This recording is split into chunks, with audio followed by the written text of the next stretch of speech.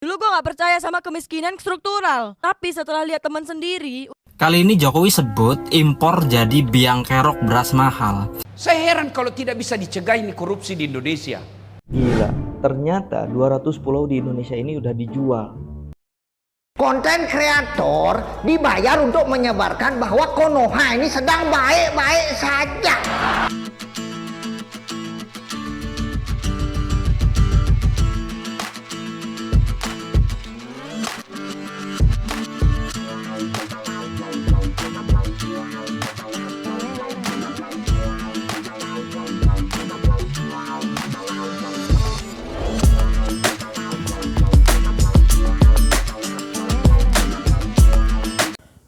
Assalamualaikum warahmatullahi wabarakatuh. Berjumpa kembali dengan Romlia Pratama. Teman-teman sahabatku semuanya, gimana kabar kalian? Mudah-mudahan kalian semuanya baik-baik saja beserta keluarganya di sana. Teman-teman sahabatku, buat kalian yang baru gabung, yang baru nonton video ini, silahkan di subscribe dulu, di like dan di komen guys. Buat teman-teman sahabatku yang udah dukung support channel ini, terima kasih. Mudah-mudahan kalian semuanya diberikan keberkahan umur, keberkahan rezeki, dimudahkan segala urusannya, baik urusan dunia maupun urusan akhirat. Amin ya rabbal alamin. Teman-teman sahabatku semuanya, kita kembali lagi guys. Kita reaction video-video yang viral di Indonesia guys gitu. Kan yang viral ini banyak sekali guys. Setiap hari itu pasti ada yang viral. Seperti biasa di Indonesia tuh seperti itu guys. Karena banyak sekarang tuh lagi amburadulnya di politik Indonesia. Seperti apa videonya? Ini dia guys. Dulu gue gak percaya Oke, sama ini, guys. kemiskinan struktural. Tapi setelah lihat teman sendiri, usahanya tuh bangkrut karena parkir dan ormas. Terus mau Oh, iya. kerja kepentok sama umur. Akhirnya dia ngojol, terus digencet sama aplikasinya. Jadi dengan ini gue minta maaf ya guys. Kalian tuh gak males, kalian cuma salah negara aja. Kata Bang Teguh @investor gabut. Banyak yang keluar negeri, negara maju ya, yang akhirnya betah dan malah berkontribusi buat negara tersebut. Jadi menurut kalian masih bisa ketolong nggak negara kita ini ya? Kata Fendi Oesin. Sebenarnya mungkin strategi kerjanya nggak cocok dengan kultur dari sistem negara ini. Negara Yeah. ini tidak memberikan kesempatan yang sama bagi semua orang, tapi memberikan kemudahan bagi dia yang mau melakukan segala cara, walaupun mengorbankan moralitas, integritas, serta kejujuran. Loh kok baru tahu? Di sini tuh kalau mau buka usaha harus lewatin beberapa pungli. Belum iuran bulanan atas dasar Karang Taruna, RT RW lagi, THR lah, 17-an lah.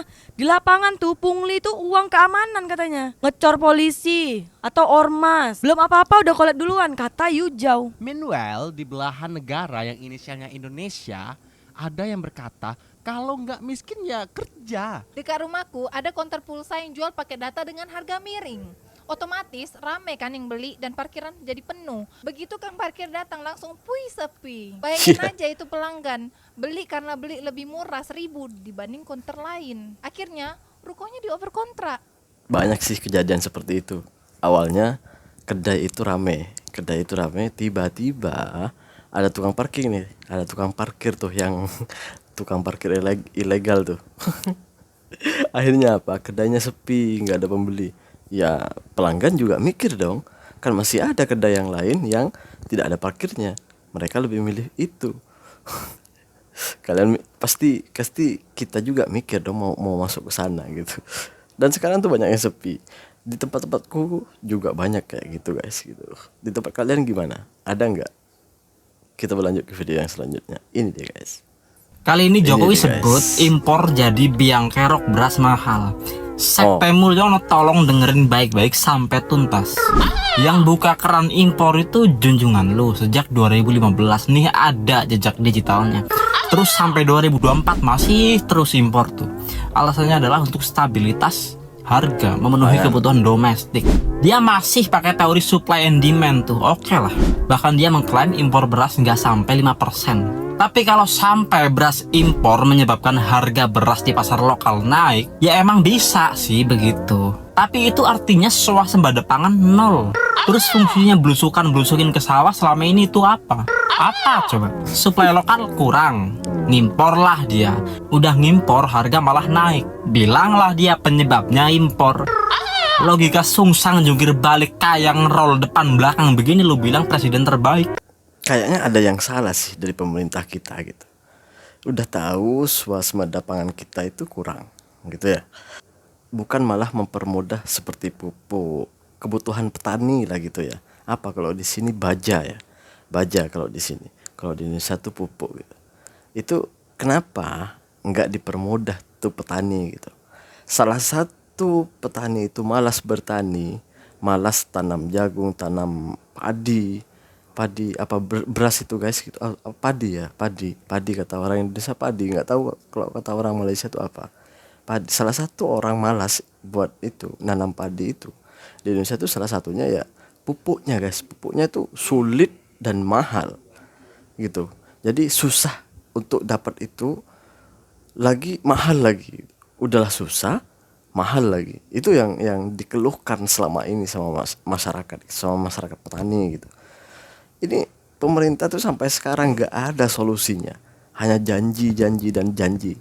Janji itu tiap 5 tahun sekali itu pasti ada janji itu, tapi nggak ada terrealisasi sampai sekarang gitu.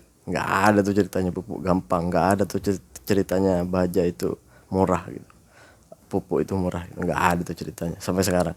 Malah mahal, tambah mahal ya gitu. Nggak tahu kalau di Malaysia, silakan komen di bawah ya buat teman-teman di Malaysia gitu. Kita berlanjut ke video yang selanjutnya. Ini dia guys. Saya heran kalau tidak bisa dicegah ini korupsi di Indonesia. Gimana ceritanya tidak bisa dicegah? Nah 3 koja itu 3 lembaga. Ada polisi, ada jaksa, ada KPK. Coba 3 lembaga yang menangani ini. Dan kalian penegak hukum diberikan konstitusional untuk apa? Untuk menyadap teleponnya ini para pejabat. Ya. Nah kalau dia sudah baku telepon kan kamu dengar. Saya ini masyarakat sospol. Nggak tahu saya soal yang begituan. Tapi kan di media kita baca. Ada di sana para teleponnya itu para pejabat. Maka dia ganti nomor-nomor luar negeri. Dia pakai HP beda itu HP. Tapi nggak mungkin. Pasti bisa dilacak. Maksud saya. Kalau kau sudah dengar. Itu pembicaraannya. Pak Wali. Ya Ustadz. Ada proyek itu. Nggak bisa begitu. Bapak kan dengar. Mestinya langsung telepon. Dasaat, ku dengar kau itu mau kong kali kong. Berhenti kok. Kalau tidak mau kau berhenti, saya tangkap kau. Itu namanya pencegahan. Dan saya tidak usah kursusi bapak. Bapak lebih tahu. Hanya untuk mengingatkan. Itulah fungsi dakwah. Supaya apa? Bapak pensiun, tenang perasaan, tidak kena serangan jantung. Polisi, jaksa, KPK. Kenapa nggak bisa memberantas korupsi sampai sekarang? Ya. Toh mereka juga yang ngelakuin itulah gitu ya. Kalian udah tahu sendiri lah. Gimana mau berantas korupsi, iya kan? Kita berlanjut ke video yang selanjutnya. Ini deh guys. Gila, Ini ternyata 200 pulau di Indonesia ini udah dijual. Wow. Awalnya gue sendiri nggak percaya dengan berita ini, tapi ternyata dibenarkan bener. oleh Badan Riset dan Inovasi Nasional. Kalau memang tercatat lebih dari 200 pulau sudah diprivatisasi dan sudah diperjualbelikan. Yang terbanyak ada di DKI Jakarta dan Maluku. Selain itu juga di beberapa pulau ternyata banyak kerusakan gara-gara industri tambang dan pariwisata. Selain izinnya bermasalah, pada pelaksanaannya mengganggu ekosistem dan alam di wilayah tersebut. Tapi sebetulnya kita tuh nggak perlu heran, karena memang cara para kapitalis dalam meraup keuntungan itu yang nggak kenal hal haram, nggak peduli banyak kerusakan, dan nggak peduli banyak orang yang menderita. Karena bagi mereka yang terpenting adalah cuan. Yang terpenting adalah cuan. Iya. Waduh, 200 pulau dijual. Kira-kira buat apaan uangnya ya? Dijual kemana aja itu ya? Gue baru dengar. Sumpah gue baru dengar ada 200 pulau di Indonesia itu dijual. Kok pulau dijual ya? Ya memang pulau kecil sih, tapi kan waduh, kira-kira uangnya buat apaan ya? Yang tahu di komen deh. Teman-teman, yang tahu di komen ya. Kita berlanjut ke video yang selanjutnya. Ini dia guys. Ini dia guys. Konten kreator dibayar untuk menyebarkan bahwa Konoha ini sedang baik-baik saja. Waduh. Negara Konoha ini emang lagi banyak duit. Bukannya buat bantu rakyat, malah buat bayar bazar. Iya juga sih. Tapi nggak apa-apa. Kan ada peribahasa mengatakan lo punya duit, lo punya kuasa. Kemarin itu peringatan darurat muncul karena putusan MK tidak dihormati oleh Dewan Konoha. Dewan Konoha malah bikin putusan baru dalam hitungan jam. Kalau suruh bahas soal rakyat, kerjanya lama. Iya. Giliran bantuin anak penguasa, hitungan jam udah jadi. Iya bener sih. Kalau mau buat undang-undang tentang untuk kemaslahatan masyarakat nih, untuk masyarakat, untuk masyarakat kecil nih. Waduh, bukan hanya berbulan-bulan tapi bertahun-tahun tuh selesainya. Tapi giliran mau buat penguasa sendiri, buat pemerintah sendiri, waduh, mungkin dalam hitungan 1 hari atau 1 malam atau 1 jam bisa selesai itu guys. Aduh, ya mau gimana lagi guys, mau gimana lagi. Memang kenyataannya seperti itu.